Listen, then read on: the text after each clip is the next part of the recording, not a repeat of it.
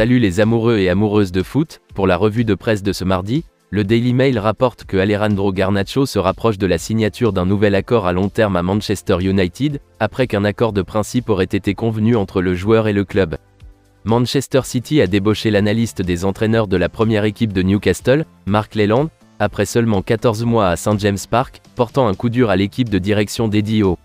Javi Gracia est devenu un candidat pour prendre la relève à Leeds United jusqu'à la fin de la saison. David Moyes devrait rester en charge de West Ham contre Nottingham Forest ce samedi, mais Rafa Benitez est en attente et veut le travail. Le rapport affirme que les espoirs de Chelsea de prêter Andrés Santos au club brésilien de Palmeiras sont au point mort, après avoir insisté pour que tout accord pour le joueur, qui s'est vu refuser un permis de travail britannique, devrait durer jusqu'à la fin de sa saison en novembre.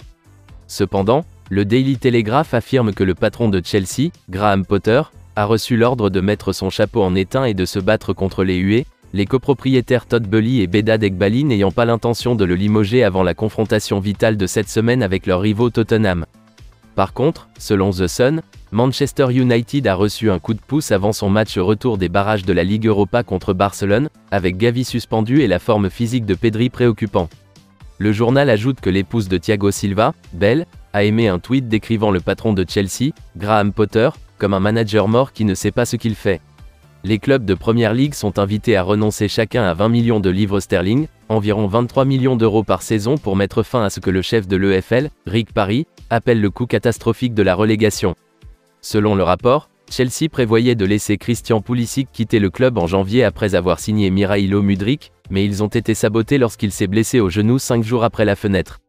Par contre, Timo Werner s'est ouvert sur son passage décevant à Chelsea, critiquant l'ancien patron des Bleus, Thomas Tuchel, et distinguant la re-signature de Romelu Lukaku comme le début de la fin pour lui en Premier League. Le chef de l'EFL, Rick Parry, a réitéré les commentaires selon lesquels la Ligue envisageait d'offrir une troisième place de promotion à la Ligue nationale, ce qui fait depuis longtemps campagne dans les cercles non-Ligue. À en croire le Daily Mirror, Manchester United sera utilisé pour le sport washing s'il est vendu à des Qataris, a averti Amnesty International. Et selon le Evening Standard, le Paris Saint-Germain est prêt à reconduire Thomas Tuchel, et serait prêt à admettre son erreur en le limogeant en premier lieu. On pense que le président de Tottenham, Daniel Levy, et le propriétaire, Joe Lewis, ne savent pas s'ils veulent écouter les offres pour l'ensemble du club, vendre une participation minoritaire ou garder le contrôle total.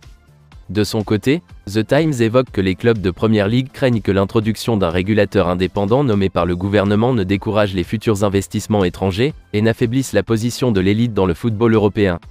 Le Borussia Mönchengladbach a confirmé que Marcus Thuram, une cible pour plusieurs équipes de Premier League, quittera le club en transfert gratuit cet été.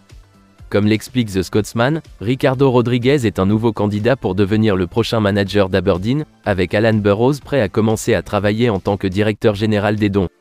Et enfin, le Daily Record rapporte que Lewis Ferguson a déjà attiré l'attention de l'AC Milan et de la Juventus après une série de performances impressionnantes en Serie A pour Bologne.